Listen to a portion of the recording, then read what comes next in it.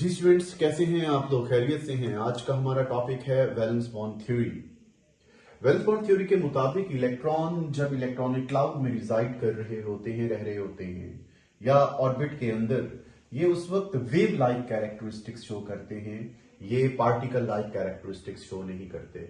इस कॉन्सेप्ट को नाम दिया जाता है वेव मैकेनिकल ट्रीटमेंट। ये और एक इलेक्ट्रॉन अपने ऑर्बिट के अंदर या इलेक्ट्रॉनिक क्लाउड के अंदर वेव लाइक कैरेक्टरिस्टिक्स शो करता हुआ नजर आता है, उसको इस फिगर के जरिए एक्सप्लेन किया जाता है। वैलेंस बॉन्ड थ्योरी तीन बुनियादी चीजें बयान करती है, जिसे हम कहते हैं bond length, bond energy and the shape of covalent compounds. Covalent compound in fact होता क्या है? वैलेंस बॉन्ड थ्योरी के मुताबिक जब हाफ फील्ड ऑर्बिटल्स एक दूसरे के करीब आके एक दूसरे को ओवरलैप करते हैं तो कोवेलेंट बॉन्ड बनता है। ओवरलैपिंग का मतलब होता है कि ऑर्बिटल्स एक दूसरे के करीब आके फ्री स्पेस में अपना कुछ रीजन एक दूसरे के साथ शेयर करते हैं।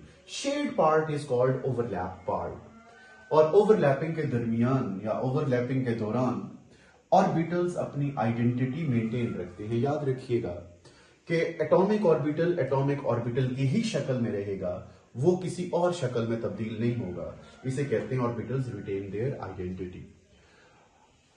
जनरली वैलेंस बॉन्ड थ्योरी के 6 पोस्टुलेट्स हैं। पहला पोस्टुलेट जो मैंने बड़ा समराइज करके आपके सामने लिखा हुआ है, दो एटम्स के दरमियान जब कोवेलेंट बॉन्ड बनता है तो वो उसके हाफ फील्ड ऑर्बिटल्स की ओवरलैपिंग की वजह से बन रहा होता है। ओवरलैपिंग की फिगर मैंने यहां पे दिखाई हुई है कि ऑर्बिटल्स एक दूसरे के करीब आके अपने कुछ रीजन्स को शेयर करते हैं फ्री स्पेस में।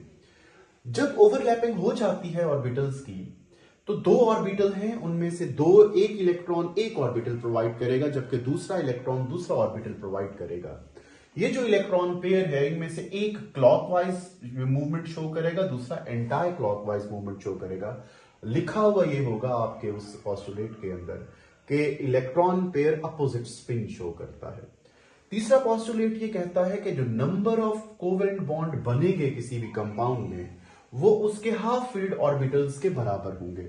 अगर हाफ फील्ड ऑर्बिटल 1 होगा तो बनने वाला कोवेलेंट बॉन्ड 1 होगा। अगर हाफ फील्ड ऑर्बिटल्स 2 होंगे तो बनने वाले कोवेलेंट बॉन्ड 2 होंगे, और इस तरह इनका नंबर बढ़ता जाएगा। जब दो ऑर्बिटल्स एक दूसरे को ओवरलैप करते हैं, इसका मतलब यह हुआ कि एक एटम का एक ऑर्बिटल और दूसरा ऑर्बिटल दूसरे एटम से आ रहा होगा। जब ये दो ऑर्बिटल्स एक दूसरे को ओवरलैप करेंगे तो सिंगल कोवेलेंट बॉन्ड जनरेट होगा। अगर एक एटम दो ऑर्बिटल्स दे रहा होगा, उसी के मुताबिक दूसरा एटम पहले एटम के दो ऑर्बिटल्स को आके ओवरलैप करेगा तो डबल कोवेलेंट बॉन्ड बन जाएगा। ओवरलैपिंग आमतौर पे सेम सिमेट्री पे होती है।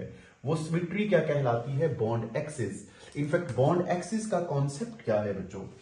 फॉर एग्जाम्पल, हमारे पास ये एक और 1s ऑर्बिटल है हाइड्रोजन का, ये एक और 1s ऑर्बिटल है हाइड्रोजन का। ऐसी इमेजिनरी लाइन जो दो एटम के न्यूक्लियस में से पास थ्रू होती है, उस लाइन को हम बॉन्ड एक्सिस का नाम देते हैं। बहुत इंपॉर्टेंट लास्ट पोस्टुलेट इसका, जब दो ऑर्बिटल्स एक दूसरे को ओवरलैप कर रहे होते हैं तो उस वक्त ये एनर्जी रिलीज करते हैं। इस प्रोसेस से एनर्जी रिलीज होती है।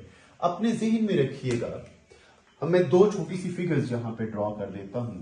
फॉर एग्जाम्पल, एक फिगर ये है, आप इसको देखें, दो ऑर्बिटल्स ने एक दूसरे को ओवरलैप किया। This is the shared part of these two orbitals. अगर इसी के साथ एक और फिगर ड्रॉ करता हूं, इसको जरा ऑब्जर्व कीजिएगा।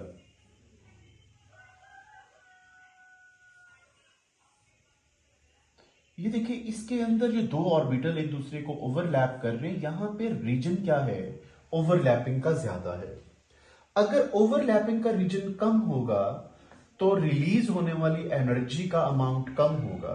अगर ओवरलैपिंग का रीजन ज्यादा होगा तो इससे रिलीज होने वाली एनर्जी की अमाउंट ज्यादा होगी।